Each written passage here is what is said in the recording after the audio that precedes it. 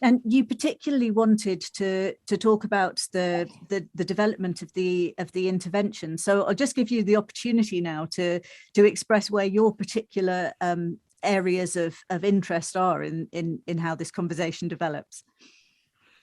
So yeah, so you're asking me to tell you a little bit more about the intervention. So one thing to say is that there are many pathways to becoming a person who abuses animals, in the same way that there's many pathways to developing depression. So there's no one theory that currently accounts for the causes of these behaviors. The behaviors in motivation have some similarity with domestic violence. There's issues of control, of dominance. There's displacement of aggression. There's several motives that lead to this. But there's also a major difference between the treatment of people who abuse humans and people who abuse animals.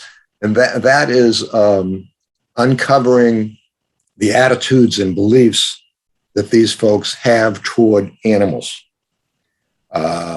So those have many sources. One is the general culture, and certainly the animal protection movement and that social justice movement is critical of many socially acceptable behaviors towards animals, like the slaughterhouse that you mentioned and fur trapping and stuff like that. But in addition to that, so there's some general cultural features that in some ways allow or facilitate animal abuse in the home. If I can eat animals, why can't I train my dog, in the way that I want to train my dog, which is, punitive, or say. But there's also subcultural contributions. So some subcultures have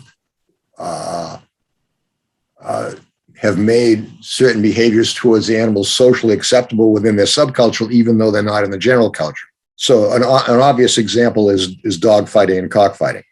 Right. So there's certain groups that, so the accused, the animal abuser, will say, well, we've been doing this for years. This is what my family does, cockfighting, it's great fun. So you have to deal with that therapeutically, and that's not easy. So, you have to talk about clarification of values, look for inconsistencies. One way to deal with that is to have the client role play an animal and try to help them to understand that the animals have feelings and relationships and are more sophisticated both emotionally and socially and intellectually than you might have thought. And so then, maybe maybe this dog doesn't want to fight. Maybe this cock doesn't want to be torn to pieces. Stuff like that. So we have to deal with that. Then the third source of attitudes is individual personality. Right. So some personalities, for example, a paranoid person is more likely to attribute blame to an animal that, messes up the carpet and blame them and punish them in a way that isn't really appropriate. A narcissistic person is likely to over-identify with his or her dog, for example. And if the dog doesn't do their bidding, whether it's fighting or obeying or something, it's a narcissistic injury to them. Mm-hmm. All I'm saying is that you have to really look closely at the attitudes and beliefs that these folks have toward their animals, and you have to deal with that therapeutically. Beyond that, empathy is very, very important as a skill that can be taught. And we have exercises that help people to empathize not only with humans, but with animals. Other interpersonal, the other issue that's very important is accountability. A lot of times these attitudes and beliefs are such that the person really doesn't think they did anything wrong, don't take responsibility for what they did. I was just following this other guy who said to do it. And if a person comes into a therapy situation and says, I don't have a problem, the law was wrong, or something like that, it's hard to work with them.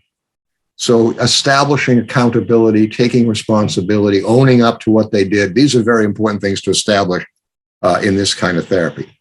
Finally, there's other interpersonal skills that we try to teach. Anger management.